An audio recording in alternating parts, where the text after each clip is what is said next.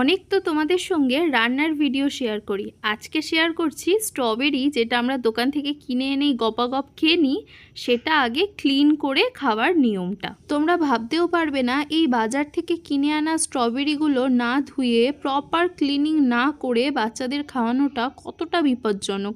আমি সেটা নিজের ভুক্তভোগী, কারণ আমার বাচ্চারা এইভাবে খেয়ে অনেক শরীর খারাপ হয়েছে।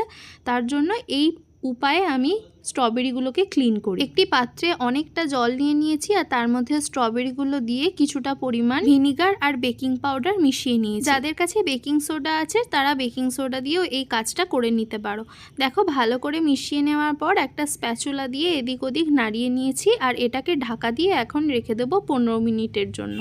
15 মিনিট হয়ে গেছে। এবার দেখো, আমার এই স্বল্প মূল্যের ফোন দিয়ে তোমাদের দেখানোর চেষ্টা করছি যে কিভাবে নোংরাটা বেরিয়েছে। আমরা যখন নর্মাল জল দিয়ে এই স্ট্রবেরিগুলো ধুই তখন কিন্তু এত নোংরা বেরিয়ে আসে না, বা বেরিয়ে আসলেও আমরা সেটা চোখে দেখতে পাই না।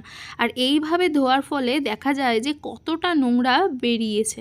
এবার এই জল থেকে ভালো করে একটা স্টেনারে আমি স্ট্রবেরিগুলো নিয়ে নিয়েছি আর তারপর আবারও ফ্রেশ জল দিয়ে স্ট্রবেরিগুলোকে খুব ভালো করে পরিষ্কার করে নেব। প্রায় 3 বার আমি স্ট্রবেরিগুলোকে খুব ভালো করে পরিষ্কার জলে একদম ধুয়ে নিয়েছি। আর তারপরে এই ওপরের যে সবুজ পাতাগুলো রয়েছে সেগুলো একটা একটা করে ছাড়িয়ে আবারও ভালো করে ধুয়ে তৈরি একদম ফ্রেশ স্ট্রবেরি খাওয়ার জন্য। আচ্ছা, এতগুলো স্ট্রবেরি আজকে কেন কিনেছি সেটা জানতে চাইলে না তো?